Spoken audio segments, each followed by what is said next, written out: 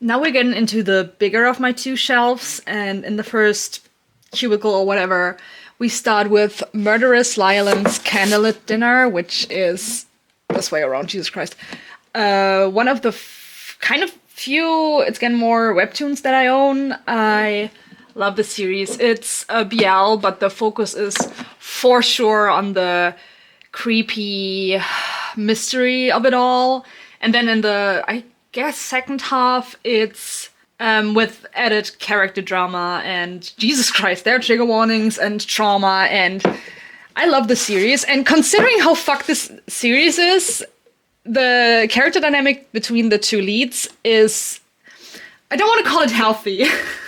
It's for sure not healthy, and both of these guys need therapy so bad, but like, considering everything that's going on, they are healthy, respectful, etc. towards each other. And I love this kind of, everything is fucked up, but we do our best to treat each other as good as we can. And it's beautiful. Here we have Keixyaku, which, oh my god, I am so obsessed with this series. It's about this guy who's a police officer and this guy who's a big shot in a Yakuza. And basically both of them, due to reasons, try to find this one missing / murdered woman, and their dynamic, okay, first of all, it's also a fake dating story, and their dynamic is so good right from the get-go. Oh my god, it's a slow burn, but way before there is anything that could be considered like proper romantic. Oh my god, they treat each other so well, and I am obsessed with the healthy character dynamics. If you have not noticed, I love that stuff. There we have the Khan series. We have first Khan's Dear Header and, Dear Mr. Rain, and then the 2-volume series Khan's Dear Mr. Rain. Can we talk about this glorious cover? This is for sure one of my favorite covers ever. It is so beautiful. I am just simply obsessed with the art style. In all of this, by the way, but like cover, like the Dear Mr. Rain is my favorite cover, I think. And as you see, there are a lot of bookmarks once again, because so many pages that I want to use as reference. Also, I'm sorry, I'm struggling. So beautiful, so beautiful. The character dynamics, once again, insane. I am sorry, I'm repeating myself, but like, it's beautiful. Kanis the Speaker is a different series, different plots happening in the same core situation. I don't know if that makes sense, but I'm gonna phrase it like that. Also, if Lyeland had a lot of trigger warnings, this is just more, or like more extreme in terms of trigger warnings. Woo! The characters are going through some shit. Oh, I love this cover so much. I'm sorry, I'm getting distracted by the covers because I love them so much. They're the two characters from the first series, but anyways, beautiful, amazing. Considering how fucked up the things are they're going through, they treat each other so healthy and amazing and romantic, and I love it. Also, I think this is, I don't want to say this is the only poly representation manga I've seen, but for sure the healthiest, and I want to say maybe best poly representation. Don't quote me on that. I'm not an expert when it comes to that, but you know, it's from what I can tell, amazing. I need to reread this. Below that, it's kind of an extension of the upper shelf. We first have number 6, which I want to say everyone should know this, but I feel like there's a new generation of nerds that might not know about number 6. But back when I was like 15, there was the anime, which has like, I think 11 episodes, 5 or 5.5 hours to watch everything. I watched it in one sitting. Straight up. It was so good. Oops, yeah, there's the little card we have in Germany. It's, oh my god! I just remembered that it's based on a light novel. And the light novel is finally, after like 17 years or whatever, getting a sequel. And if you know the end of this series, we need the sequel. I'm sorry. I told you I was normal about anything other than Pandora Hearts. It's a lie. Behind that, there's a reason I have number 6 and Banana Fish on the same shelf. Both of them hurt me Banana Fish. In Germany we have these 2-in-1 editions, so it's all 20 volumes, but you know, in 2-in-1s. I feel like most people know Banana Fish. It's, once again, so fucked up. There are for sure things I would criticize, things that are not necessarily done in a way I would prefer, but overall, it's a very good series. I love the art style. I love those. I'm not one of those people who are obsessed with the old school art styles, but I do appreciate certain ones, and this is one of them. Like, they're not as overly detailed, I guess, in some ways. So yeah, this is, for example, a series I go to when I want to simplify things, or like feel like I'm doing too much in my illustrations or, you know, comics, stuff like that. Okay, now we're going to start with what I call my genderfuckery shelf / shelves. In this one in particular, it's not necessarily like actually queer, but gender fuckery themes, like gender stereotypes, gender roles. The first one, oh my god, the series is so good. It's Ladies on Top, and it is, yeah, as you can see, sex is playing a big role in this. However, I think it's kind of funny because the first cover is kind of like sexy in your face, I guess, but then you have the other covers which are progressively more wholesome, I guess. Like, they are so cute. Their relationship is goals. Like, I'm not really that interested in being in a relationship in general, but like, give me someone, either of them. Give me someone like that and I'm like down. They were so cute. Oh my god. I love them so much. And it's basically about this... Oh, they're so cute.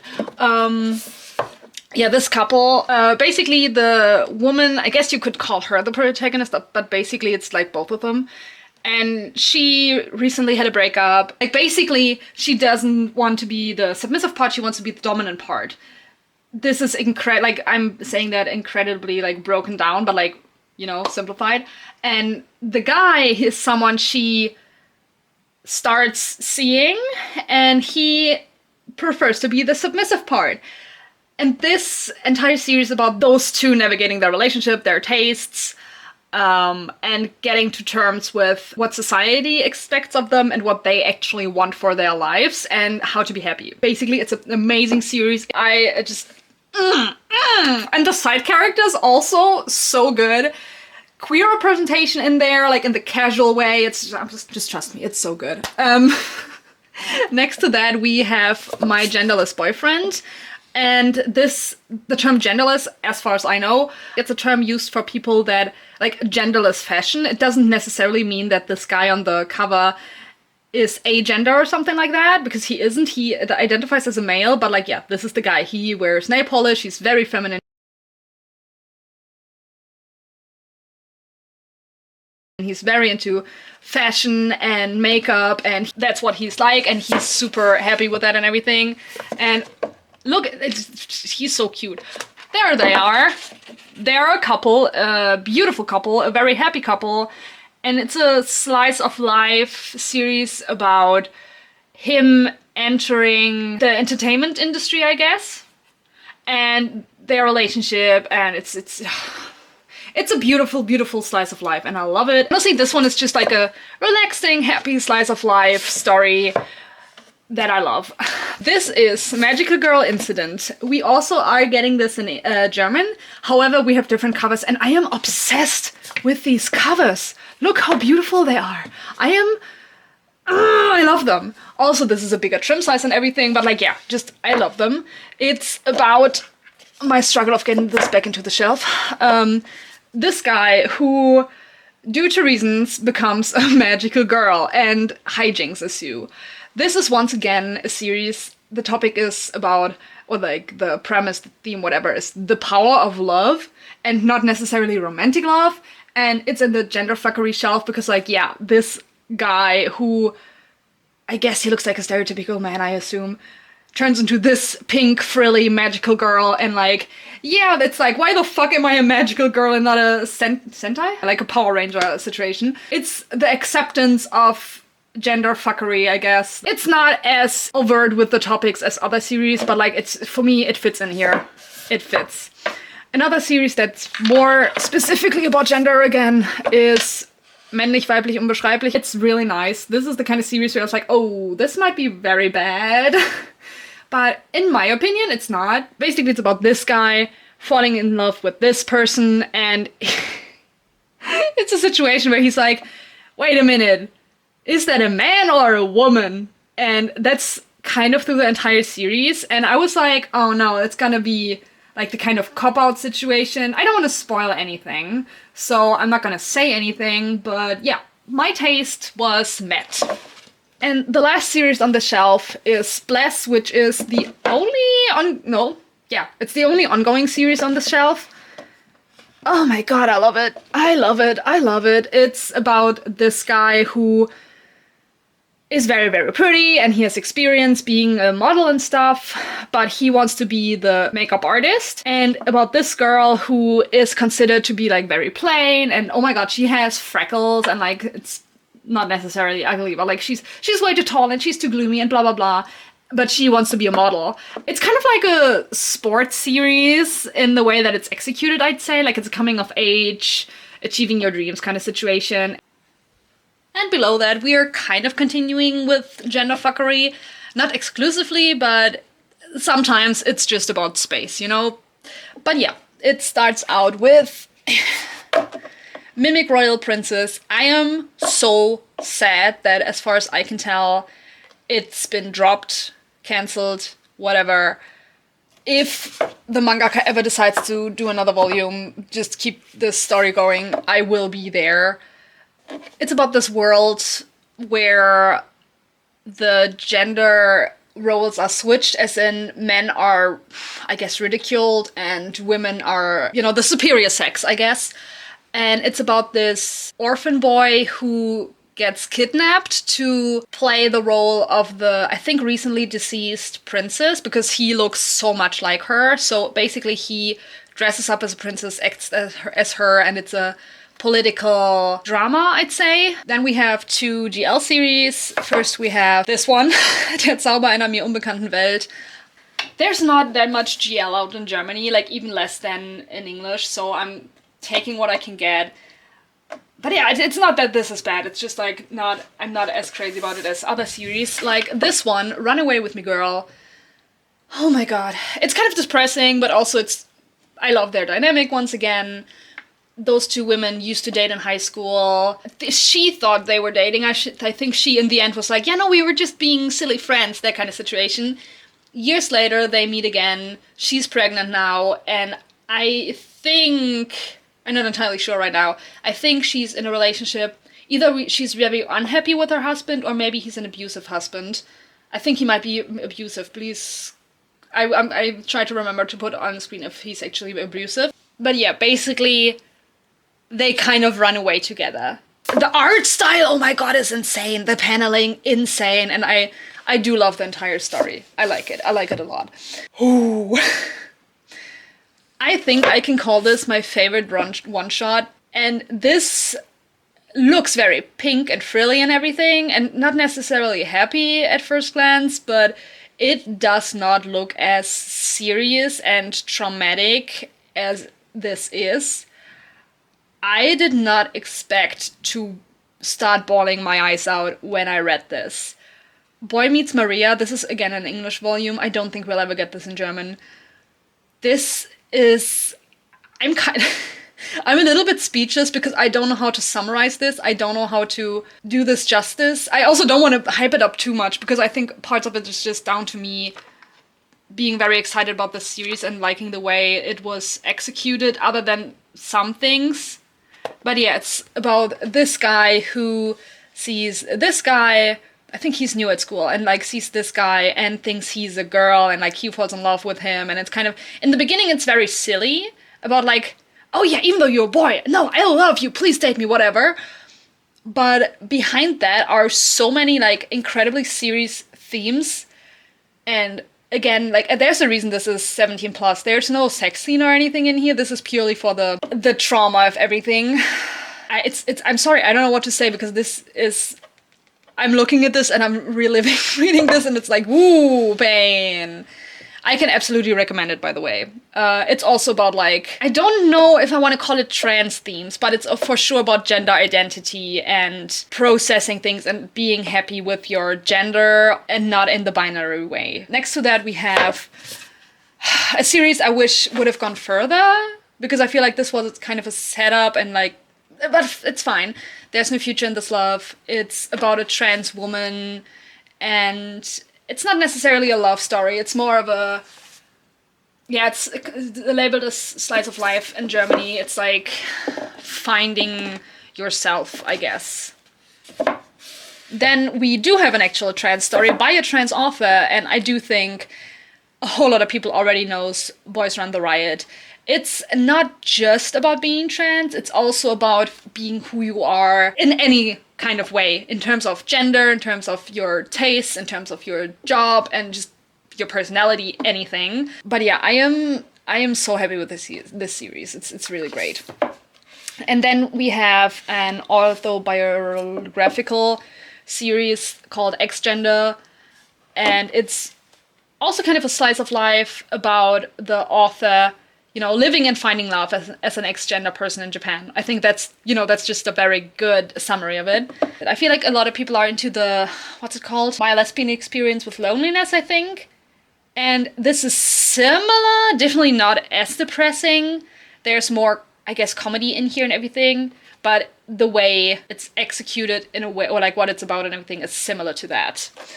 This is my travel/journey related shelf, starting with a series that does not necessarily fit the theme, but as you can see, many bookmarks. Wer bist du zur blauen Stunde? Our Dreams at Dusk. Shimanami Tasugare, I think is the Japanese title. Oh. Another series that is so close to my heart. Basically, not basically, but next to it, Hiraeth is also by the same author. Both of them are just this author gets it. This author gets me. This author is agender and I think asexual, and I'm just looking at this, I'm having emotions. This Wer bist du zur blauen Stunde is about queer themes like LGBTQIA as a genre would fit on there right away. It is so beautiful. It's about various queer themes in there. The art style is insane. Like this, oops, there goes the bookmark. This page layout and just like the art and it's this panel, it's just, I feel the intensity. I feel like I look at this and I want to scream myself because the emotions portrayed in this are absolutely insane. But then you have those kind of expressionistic panels. Oh, this page. This page is insane. I could do an entire analysis on this page. Just... Okay, I swear to God, I have to cut myself off because I'm going to go insane. But this series, I've read it. I think I've started reading it online because I wanted to make sure I like it before I buy it. Then I accidentally read the entire thing online. Then I bought the volumes and I just straight away, right after, read it again. Then for one of my classes, I read it again. Actually, I had a presentation on paneling and manga. And this is one of the series that was my main reference because Jesus fucking Christ, I'm going insane. I thought I could be casual, but I lied. But yeah, this is in terms of my travel/journey thing. This is for sure a journey. Similar to Hiraeth. Again, this is a series about death. I cried multiple times, but it's also so beautiful and hopeful and sad and melancholic, but also like joyful and everything at the same time, and like the character journeys. Oh my god, I don't know, man. It's so insane. It's so well crafted. It's such a packed story. It's beautiful. It's so beautiful. And once again, I love the covers. I love them. I love the characters. I love everything about this. Anything by Kamatami Yuki, I will be buying. I hope Shonen Note will get a German release. I don't know, so I might start buying the English version soonish, but yeah, not for now. Another English series I do have is Our Not So Lonely Travel Guide. It is so good. If you know me personally, you look at the series and you're like, yeah, that's her. That's the bitch. I am so sorry. I swear I'm trying to be casual here. It's about this couple who go on a trip around the world. I think in Japan it has 6 volumes. It's still ongoing. The couple that goes around the world, and they told themselves that if they are still together at the end of this trip, they'll get married in Japan. It is a happy slice of life travel. A lot of food is in there as well, so I might consider this as food manga as well. But also, it's way deeper than I thought it would be. My emotions, y'all, my emotions. Like, for example, one plot point is about him trying and learning to be more accepting of other people knowing that they are a couple, that he's gay.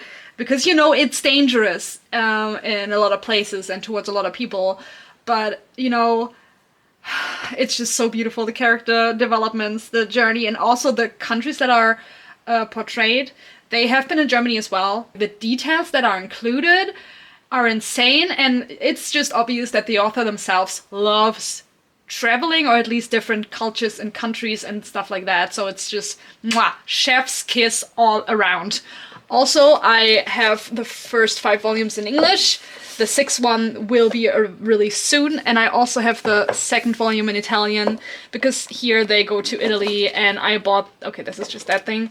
I bought it in Italy, and they have this super cute postcard, and it feels like a series where it's just right to own this in multiple languages.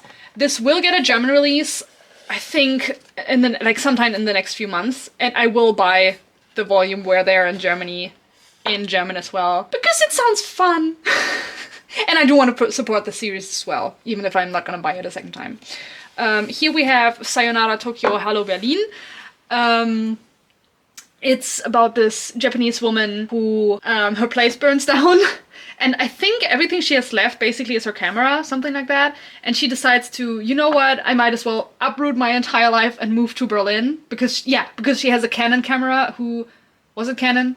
I don't know if it's Canon, but by a German brand. And she's like, you know what, might as well. So she moves to Berlin into a shared housing situation. And it's once again one of those series that I love. It's like slice of life, coming of age, I want to say. And also, I think the author has lived in Germany as well, I think. Then we have this comic, fucking Sakura, about a couple, is it on the back side? Yeah, like this couple who go to Japan together, and I think they get separated or decide to travel separately at one point, and how both of them develop in Japan. I'm not sure how much to say about these series, because they're kind of spoilers. But also, fuck it. I guess you could call them bisexual love triangles. First of all, we have Mixed Up First Love, which I am so obsessed with. This series, oh my god, it's so beautiful. It's so beautiful. I love it. It's again, one of my favorite romance series, which you can also see because of the bookmarks in here. Next to that, we have Blue Flag. I know a lot of people are not happy with the end. I was obsessed with the end. I cried. I was so happy with how this ended. I think, personally, it's the perfect end. And Himmelblaue Zeiten, which is by the same author as... Is it just, I think, Our Son is Gay? This is the German volume of Himmelblaue Zeiten. Is it labeled a romance? No, it's slice of life. But it has queer/romantic themes and, again, beautiful. I love it. These are my grief-related series. First we have Anohana, which I assume a lot of people know because of the anime. The anime is for sure better than the manga, but it's Anohana. I don't know if that's still a thing, but in my time, there were the big 3 of sad anime, which was Anohana, Angel Beats, and Clannad. And I feel like most people considered Clannad the saddest. Nuh-uh. Anohana, it was not even sad yet. Like episode 3 or whatever, I started crying. Here we have Wenn die Blüten Trauer tragen.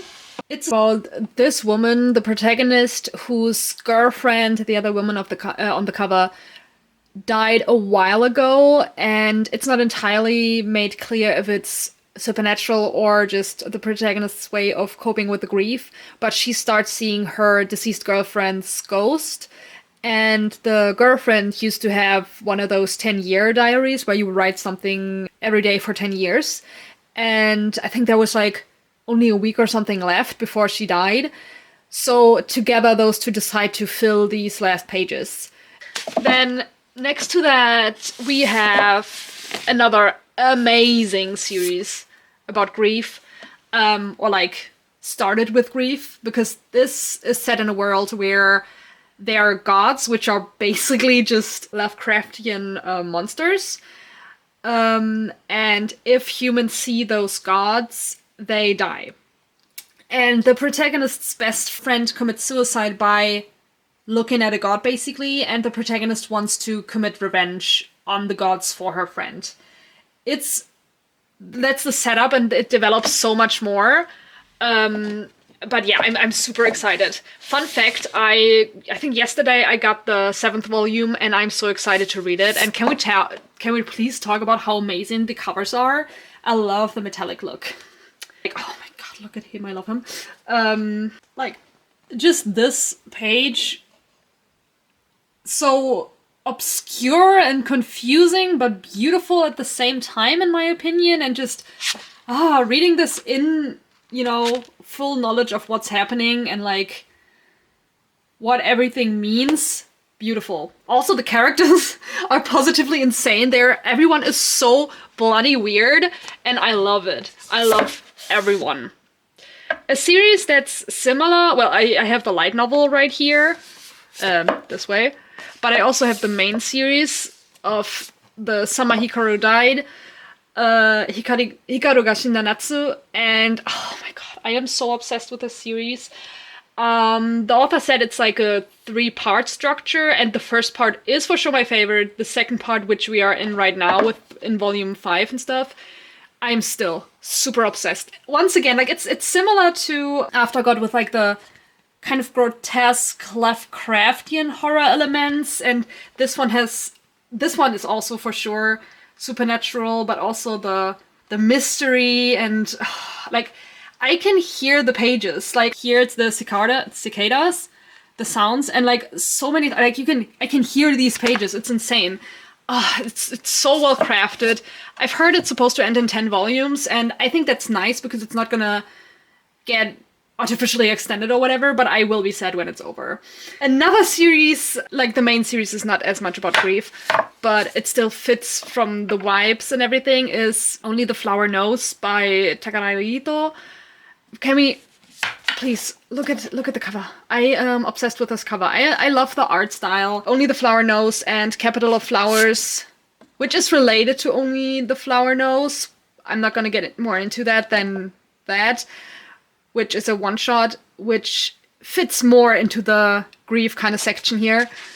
Yeah, just very beautiful. Below that is what I think I consider like my slice of life shelf, and maybe school BL, I don't know. So yeah, we start with one of my newer purchases, Outline, a graphic novel by, I hope she considers me a friend of mine. It is so great. Oh my god, I love it. The art style, the line work, the level of detail, the backgrounds. I could yell about this for 10 hours straight. Another German author, Miki's mini comics, which is like slice of life mini comics, Then we have a similar thing, which is funny because my friends who spotted this when we were on a book fair together, they said like this cover looks so much like something I would do, and also the theme of it, which is once again like slice of life comics, but about mental health, I guess in general. I think mainly on depression and anxiety, which I have both. But oh my god, this is so beautiful. It's so beautiful. It's it's beautiful. I'm repeating myself. Here it's something, I don't really want to call this a graphic novel, but it's also not just a novel. It's Rainbow Days. I don't know the Danish title. Again, slice of life, coming of age about this, I think, middle school girl growing up, like her relationship with her friends and stuff. It's also set up like an diary, like you have the date, and then, oh yeah, I did this and this today, and then it's also illustrated, and like those little things where it looks like her chat history, and just, yeah, like the full page spreads are kind of like, she was writing, oh yeah, here's my diary, blah, blah, blah. Also, then you have the comic pages, but yeah, oh, my diary, and then, ooh, I'm looking at the sky. I love this book so much. It is so nice. I love it. Played Cool Guys, Cool Doji Danchi, I think. 100% just slice of life of these 4 clumsy idiots living their lives. And it's so adorable, and also it's more like their lives are more intertwined than you think in the beginning. Like they meet each other, become friends, that kind of stuff. It is such a nice break in the day, and I really like the art style. Here we have the graphic novel for that as well. Here we have the first volume of Mr. Villain's Day Off. I think the anime has aired. I've read this before, and I love it. Now we have more like school BL, I guess. Pink Heart Jam. I love the series. I got it in the limited edition, which had like both volumes with a different cover than the normal one, and it also has a tiny little booklet with, I think, a bonus chapter and some concept art in the beginning. Technically, this could also go onto another shelf because this is very music heavy. But yeah, it's here. Then we have Dokyosei. If we ignore I'm sorry, I'm gonna call him a creepy teacher. He is creepy. He should get fired. I hate the teacher. Those 2 boys, like their relationship, I love that though. There are more series, I guess, about them out in Japan. I hope we'll get the other ones as well. And then next to that we have another Takaraya Rito series, which is 7 Days, which is a high school romance taking place over 7 days. Okay, with this shelf my camera setup is struggling a little, so I am very sorry if the camera becomes shaky again. Also, you can see I'm already having space trouble again. But right here we have the first volume of See You My King.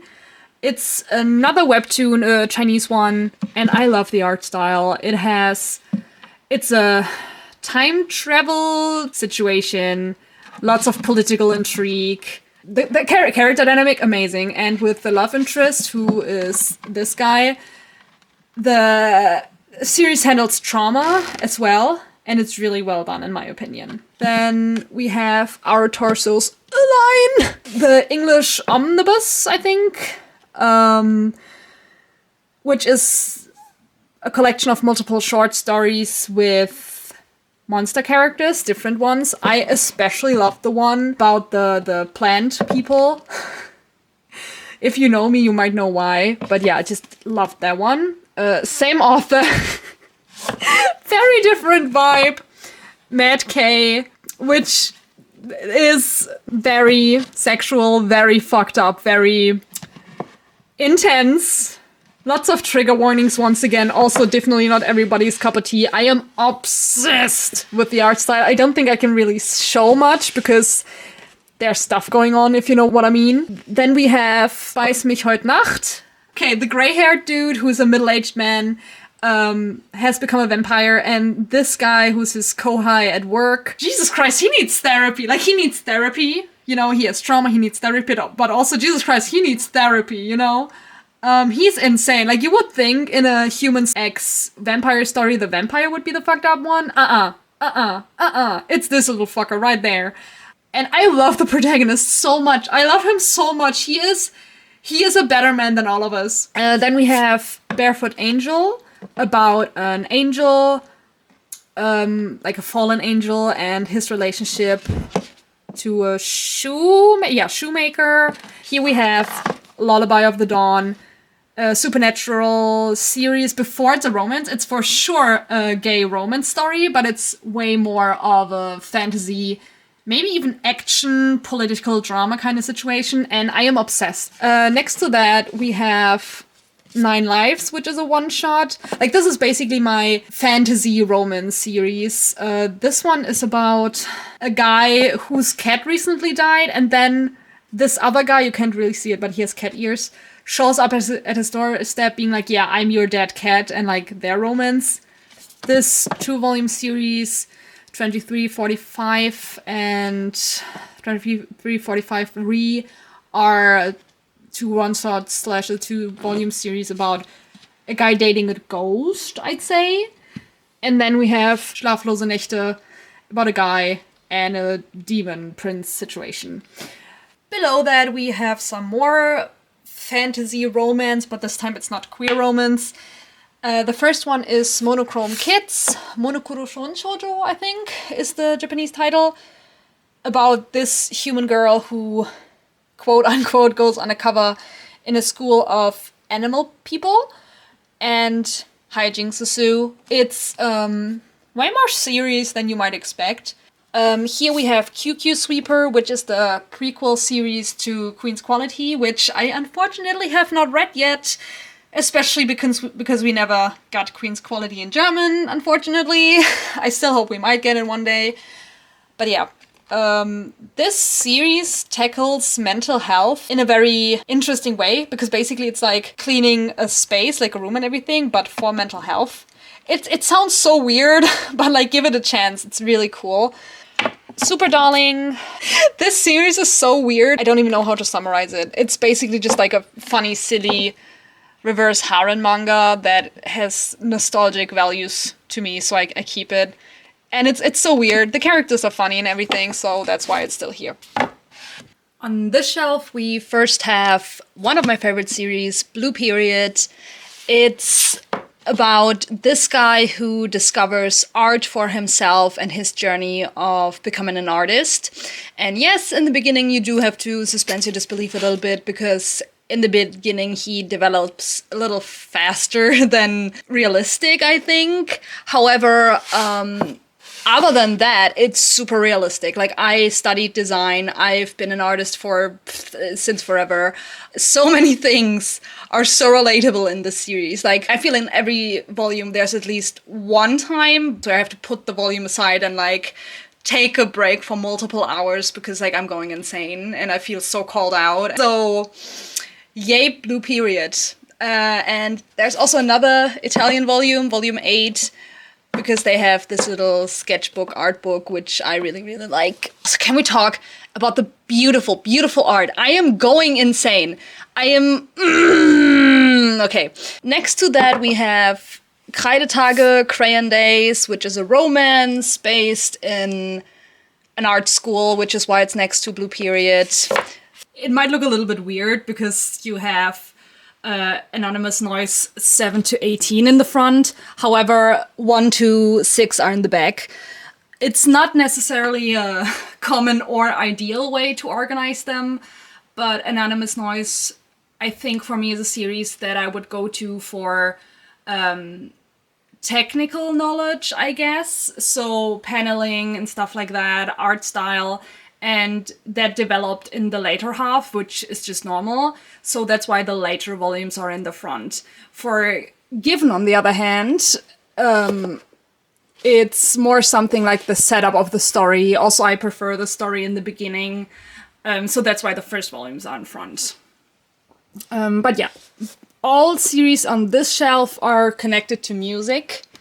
And in my opinion, Anonymous Noise could have been a poly relationship in the end. And I'm not just saying that because I couldn't pick a favorite guy or anything. I genuinely think they would work as a poly relationship, and I'm fully convinced after the end, at one point they turn into a poly relationship. You cannot change my mind. Here we have Ich wünschte, ich könnte fliegen, der Metalhead von nebenan, BL one-shot, which the characters don't create music themselves, but for this guy, metal is very important, and it fit in here, in my opinion.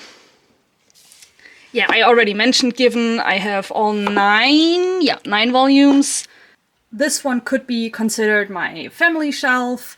We start with Ein Fremder am Strand und Ein Fremder im Frühlingswind, which started out as a one-shot and then got turned into a series. It's still ongoing. I am waiting for the next volume.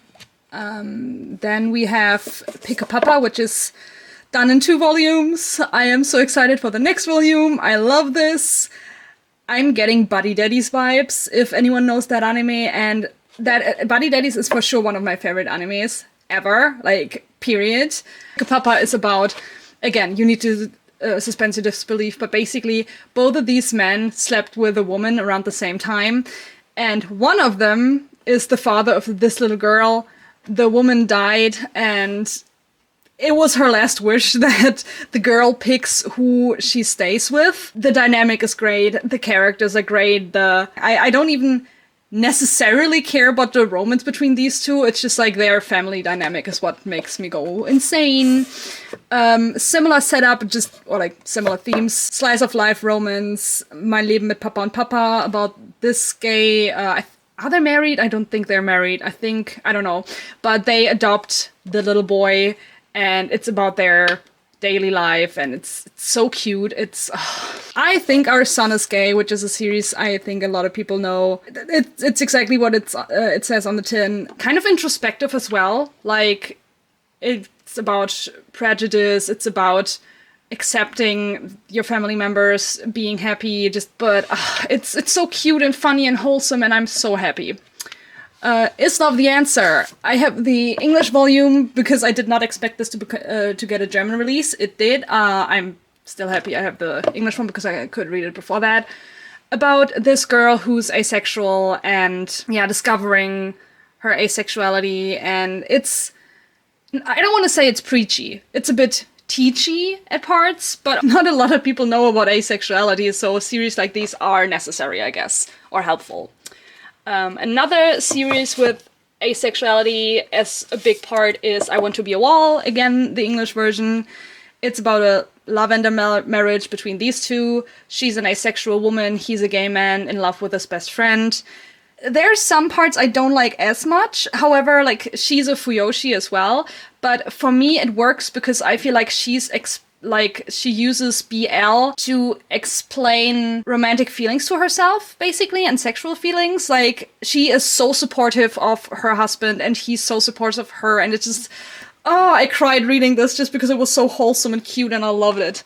Here we have When the Third Wheel Strikes Back. It's a transmigration series about this guy who, for some reason, wakes up as the second male lead in this romance novel his sister is reading. They're a family. You cannot convince me otherwise. I'm reading the web novel online as well, and it's like, the characters, like, not just these three, but like everyone. I love them. I love them so much. I love them. But Beware the Villainous. It's another webtoon that I love. Another transmigration story, which I'm usually not much of a fan, but this one, I am so obsessed with her, the protagonist. I love her. I would die for her. She's a bad bitch. She can kill me. I'm fine with that. So could he, but like, he's also... he I love them. I also love Yuri, who's the protagonist of the Otome game she gets transmigrated into. Down here we have my space and job-related series. These ones right here are single chapters for Sternsammler, which is a German manga. However, I know they have international releases as well. Don't know if there's an English one. They deserve it. But yeah, first they released the chapters individually, and then they released the volumes, which I also have. They're beautiful and I love them, and I also love the extras in the single volume, so I don't regret buying both. Here we have Silas, which is, I think, Italian Yuri manga about this girl who wanted to be a professional tennis player but has a heart illness, so she has to take a extended break and maybe stop. Eine Nacht voller Sterne. I'm being so serious when I say I want what they have, and with that I mean their jobs, because he's a astrophotographer and he's a designer, and he gets commissioned to do the layout and everything for a flyer for this. I forgot the term, Jesus Christ, I'm gonna put it on the screen. But also, other than that, the story, the romance is very cute. I have a preview of Skip Beat they handed out for free, because I really like the series. I don't think I'm gonna buy it because it's super long, but I do want to read it maybe from the library or something one day. These ones on top, because it's easier. Fake Fact Lips, a BL about like a workplace rivalry, and I love that. Their dynamic is so fun. Die Schneider des Jinmokusei, about this guy who inherits the tailor shop from his deceased grandfather, I believe, and this quote-unquote random guy who decides to help him with the shop. Daisy Jealousy, it's set in a gaming industry, and I think both of them work in 3D modeling, which is an interesting thing. I don't think I had seen that before. Here we have Gravity of the Moment, which is a series about fireworks. Seiyu about voice actors in Japan. A sweet, nice comedy series. And Isekai Office Worker, which is based on a novel, and it's so funny. I could almost say I don't care that much for the romance. I just love the protagonist. Another transmigration story, but it's so funny because he's such a workaholic, like an office workaholic, and the world he gets accidentally sent to, they're pretty lax. Like, they're basically in the beginning, they're like, hey, you were not supposed to be summoned. We're just gonna take care of your living expense. We're gonna give you a house and everything. Just keep out of our hair, basically. And he's like, nah, give me a job. Like, he is such an unhealthy workaholic, but like also he's getting better, and at the same time his love interest is like a kind of, he's not lax, he's just very naive, and he's like, oh yeah, no, my right hand man is taking care of everything, and it's like, nah, you should also be taking care of something. So more than their romantic relationship, I like how they influence each other's work, which is might be saying something about me as well. But yeah, that's Isekai Office Worker. These are my cat series. The first one is Eine Geschichte von 7 Leben, and it's an emotional read. 1921 is a romance about this girl. She was in a coma from 19 to 21, and then she meets this 19-year-old, and not only is it a romance, it's once again about them helping each other just in life, and also helping the street cats in their area, which is super cute. A man and his cat. The setup is so simple. It's a slice of life. It's funny, but like so many times I cried because I was happy. I cried because I was sad. It's about this middle-aged man adopting this cat, and I read the first chapter, which is just a few pages, while waiting for the train in the bookshop, and I cried. Like, in the shop, I was like, no, you could, like, I had tears in my eyes. I was like, you can't just start crying right here and then, and it's like, damn. It's beautiful. I love it. It's emotional. It's also about grief and about moving on. There are so many other characters and other cats and like other stories that still feel like they're built in like organically and everything. It just makes me go insane. This is my first high school romance shelf. Here we have Heartstopper, the comic. I've read this before the series came out, and I really, really like the adaptation. But the comic is just...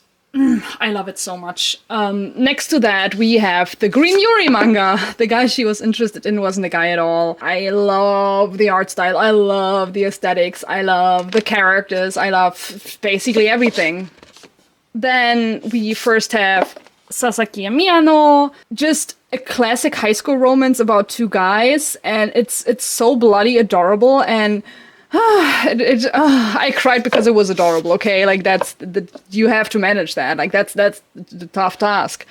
Then a spin-off series, Hirano and Kagiura, who are two guys who are side characters in Sasaki and Miyano, and then it got its own series. Then we have two one-shots set in high school, The Two Lions and Starlike Words.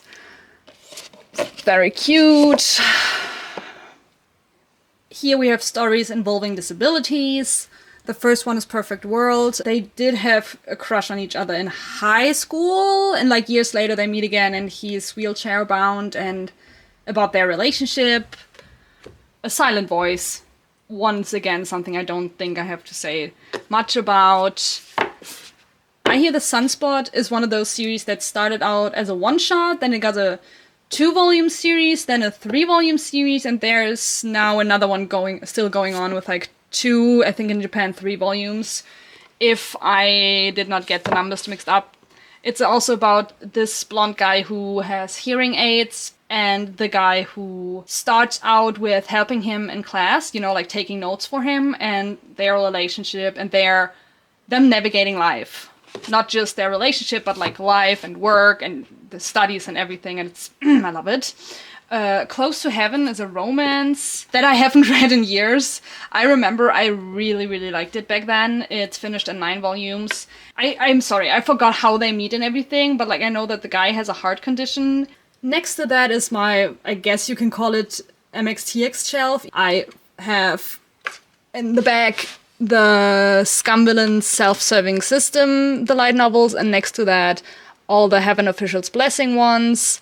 And we are getting the German release of the webtoon as well, which I have volume 1 to 4 of, and soon they'll release the 5th volume.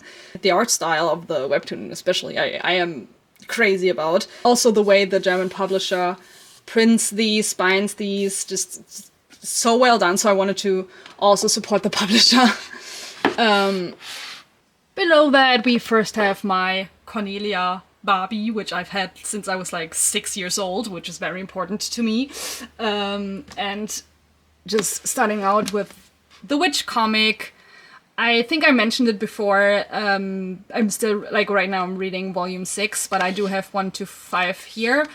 It's a Magical Girl series, and this is the first ever comic I read, and it blew me away. I love it, so of course I have to buy the reprint. Then we also, oh my god, have Shugokara, which, other than Detective Conan, was the first manga I ever bought.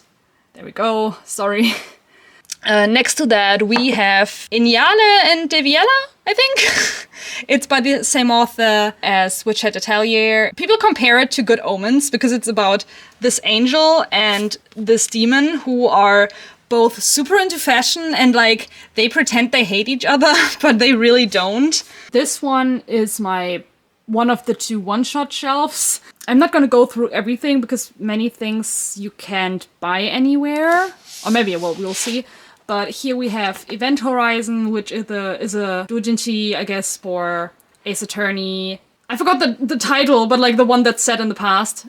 The cover looks kind of sexual, but it's really not. The first printed volume of Countdown to Countdown.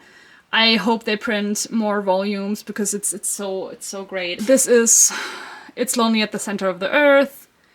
It's so good. I love it. If you have depression or mental health struggle in general, this might be very relatable, but also there are a lot of trigger warnings for this, but it's like a friend of mine recommended this to me, and while I read it, I kept sending her photos like, oh my god, this panel called me out. Oh my god, this is amazing. Oh my god, this is so us. And like, yeah, just very, very, very, very great. Zine, an indie zine about aromanticism by a person who... Wait, I think they got their bachelor semester before I did, but it's so cool, it's so great.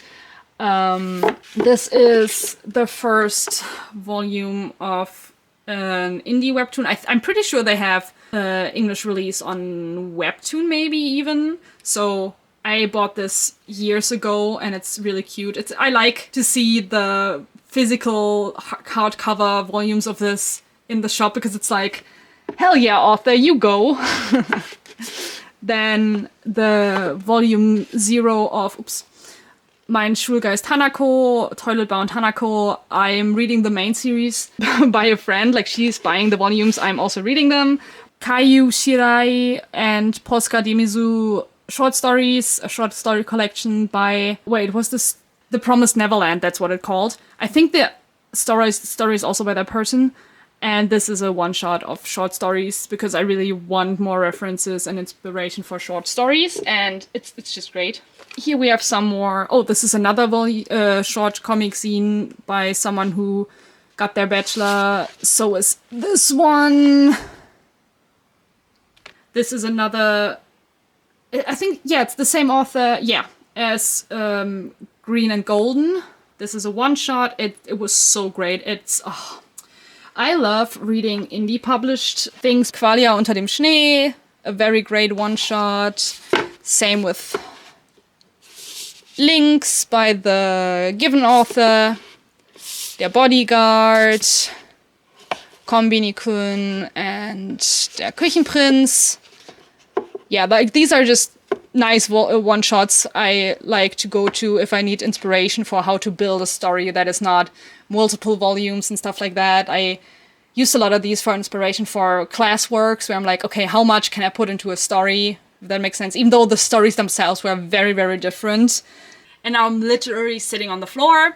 But this is a continuation of various one-shots. The Right Way to Write Love, Love Whispers in the Rusted Night, Your Sweet Scent, Love Letters with Left. I'm just translating the titles. I'm gonna check online what the Japanese title is. I don't know if any of this makes sense.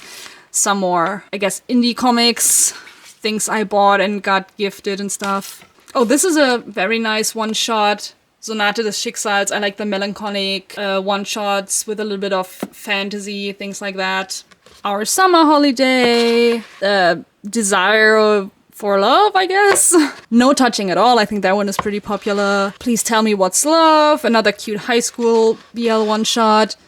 Kizu, which is a very serious mystery, I guess, with a lot of trigger warnings, but it's a very interesting one-shot. I don't want to call it nice because for that the topics are way too heavy. Simply As, Totally Am, or whatever. Another one-shot a friend of mine gifted me. Fading Colors is another German volume. I don't know if that has an international release. By the same author, an indie release, the first volume for that. Following that, we have Deadpool, like Spidey Pool. Isn't It Romantic? Loved Mangaka, a Cute Yuri one-shot. One Room Angel. Okay, it's labeled a slice of life. People say it's a BL. And there are for sure references, which I do not enjoy at all, but like, if none of this is supposed to be romantic, then I really like the series. The first Korean volume of Villains Are Destined to Die, which my friend gave me because the art style is amazing. This volume, as you can see, again, has bookmarks and it has been a reference for my classwork multiple times. I have another Italian volume for Moriarty the Patriot, and this one was for €1 because they had like a Discovery edition going on, and I was like, yeah, nah, I'm taking that with me. Before Haikyuu was licensed in Germany, my French teacher from high school, I think that would be, bought me the second volume from France when she went there, which is super cute. In this corner, which is the corner that's hardest to film, we have some of my high school romance series in the back. We have all volumes, but like here it's 1 to 11 and the rest is behind that. For XX Me, I think the English title is Do XX to Me. The Japanese one is Watashi ni XX Shinasai or Watashi ni Shinasai. I used to love the series. Now I have a complicated relationship with it. Here we have 1 to 14 for Kiss Him Not Me. Another maybe controversial thing is Denkeki Daisy, which is from what I remember, is a very, very nice series, but also age gap, and I'm like, nah, let's not, but I do want to reread the series again, and then we'll see what I think, I guess. This is a continuation of my high school romance. The first series is Switch Girl.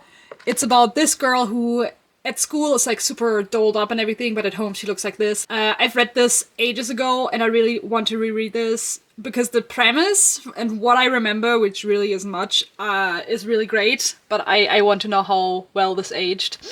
I think it's done in 22 volumes, and like 1 and 2 are here in the front, the rest are behind. 1 to 6 of Kaoru and Rin, the fragrant flower blooms in dignity, I think. So cute. I don't know what to say about high school romances because most of the time it's like, yeah, they're in a high school and there's romance. Nice. But this is kind of what it is. I mean, in the beginning there's the setup of they go to 2 schools that are right next to each other, but his is like a all-boys delinquent kind of school and she goes to like a preppy all-girls school and they hate each other, like kind of Romeo and Juliet situation.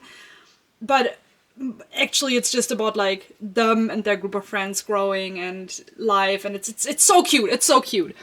Especially high school romances tend to lose me pretty quickly, and I really hope it doesn't happen with this one. But right now I'm still obsessed with the series. Same with You're My Cutie. This series is healing my inner child, because for once it's about like, basically this is Ladies on Top, but like for a younger audience.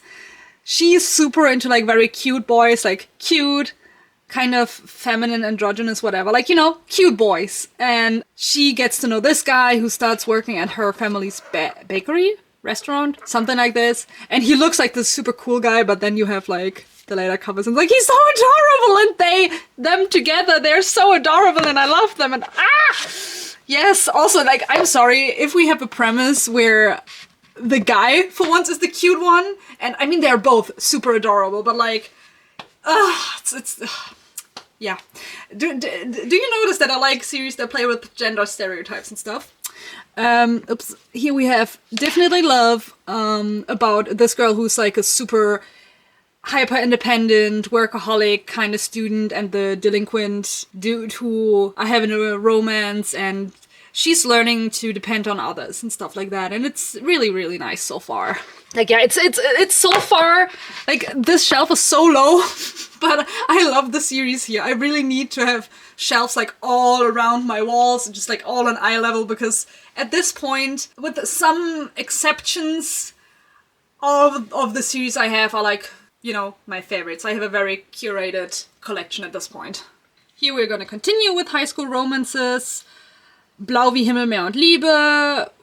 I've read this ages ago. Same with Miracles of Love. I do like the setup of like, there are 4 main characters basically, like 2 girls, 2 guys, and their dynamics and everything. And yeah, just, you know, it's a nice high school romance. Same with Blue Spring Ride. I will say, Toma, best boy. I love him. How could anyone say no to this guy? Explain it to me. I do not understand. Like, Ko is cute and all, but Toma is better. Fight me on that. 360 Degrees, another years old romance shoujo that I loved when I read it, but I don't remember much. Here we have my last shelf. The first one is An deiner Seite. So cute. I think this might have been the first romance series that, you know, really got me, if we ignore Shukukara. I have not read it in years, but just looking at the covers makes me emotional, and like, I kind of miss it. Maybe I'm gonna reread it. Then I have volume 1 to 6 for Waiting for Spring. I also have volume 13 and the special volume, I guess you could call it volume 14. Unfortunately, the series is very much out of print in Germany. I don't think the German publisher has the license anymore, so I don't know if I'll ever be able to complete this. I think the group of friends is a lot of fun. Here we have Daytime Shooting Star, another romance that I don't think needs a reintroduction. I hate student-teacher tropes, but I am happy with this series, and I think that's all you need to know. If you know, you know. And then, oh my god! Ah! Oremonogatari!